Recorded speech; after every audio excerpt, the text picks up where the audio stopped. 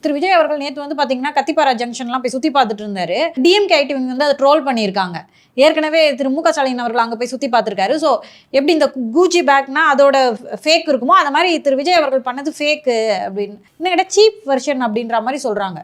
அதாவது first quality second copy போலி first copy அப்படின்ற மாதிரி சொல்கிறாங்க. என்ன செய்வது என்று அவர்களுக்கு தெரியவில்லை.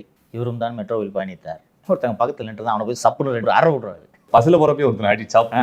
அது அடுத்தது எது சீப் வெர்ஷன்ன்றதை திமுகவினர் மனசாட்சிக்கே விட்டு விடுகிறேன். அவங்க கிட்ட விட வேணாம் சார், மக்கள் கிட்ட விட்டுறலாம். இல்லை, அவங்க தான் மனசாட்சியோட யோசிச்சு பார்க்கணும். நேற்று விஜய் மெட்ரோவில் போகிறாரு.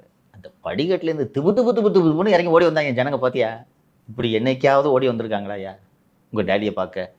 மனசாட்சி வேணாமா? படமே இதுக்கப்புறம் நடிக்க மாட்டேன்ட்டாரு. ஆனால் நேற்று போன விசிட்டே படம் மாதிரி இருக்கு சார். எங்கேயோ நிற்கிறாரு, குட்டியா தெரிகிறாரு. அவ்வளோ கூட்டம், கீழே மக்கள் கூட்டம். அதனால தான் அவர் ஓய்வு பெற வேண்டும் என்று நான் கேட்டுக்கொள்கிறேன், கோரிக்கையாக இதை வைக்கிறேன். அடுத்து அம்மா உணவகங்களோட அந்த சேவைகளை மேம்படுத்துறதுக்காக இப்போ வந்து அம்மா உணவகத்தை அந்த உள்ளாட்சி அமைப்புகள்லாம் சார் கண்ட்ரோல் பண்ணிட்டு இருக்காங்க. அதுக்குன்னு ஒரு தனி கூட்டுறவு சங்கம் அமைச்சு அது கீழே வந்து அம்மா உணவகத்தை நிர்வகிக்கணும் அப்படின்னு சொல்றாங்க. இல்லை, இது சாத்தியமா? இது ஒரு நல்ல முன்னேற்றம், நல்ல முன்னெடுப்பு. உள்ளாட்சி அமைப்புகளில் நிதி இல்லை.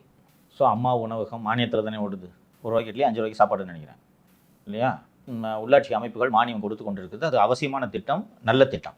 ஸோ இதை கூட்டுறவு சங்கங்களின் பதிவாளருக்கு கீழ் கொண்டு வந்து அம்மா உணவகங்களை ஒரு 10 உணவகங்களை இணைத்து அதை ஒரு கூட்டுறவு சங்கமாக்கி அதை லாபகரமாக கூட நடத்த முடியும் என்று ஒரு எக்ஸ்பிரஸ் நாளேட்டில் ஒரு ஆலோசனையாக ஒரு செய்தி வந்திருந்தது. அந்த செய்தியிலேயே குறிப்பிட்டிருந்தது மூத்த கம்யூனிஸ்ட் தலைவர் திரு ஏ.கே. கோபாலன் அவர்கள் கேரளாவில் இந்தியா காஃபி ஹவுஸ் என்ற ஒரு நிறுவனத்தை தொடங்கினார். அந்த காஃபி ஹவுஸ் பல 100 கிளைகளோடு விரிவடைந்திருக்கிறது. தமிழகத்திலும் அதற்கு கிளைகள் இருக்கின்றன. அதுபோல் இந்த அம்மா கேன்டீனை ஒரு பிராண்டாக மாற்றுங்க, கோஆப்ரேட்டிவாக மாற்றுங்க. அமுல்லாம் கோஆப்ரேட்டிவ் தெரியுமில்ல, ஆவின் கோஆப்ரேட்டிவ். ஆவின் ஒரு பிராண்டு தானே. அம்மா கேன்டீனே பிராண்டாகுங்க, அசைவத்தை இன்ட்ரடியூஸ் பண்ணுங்க.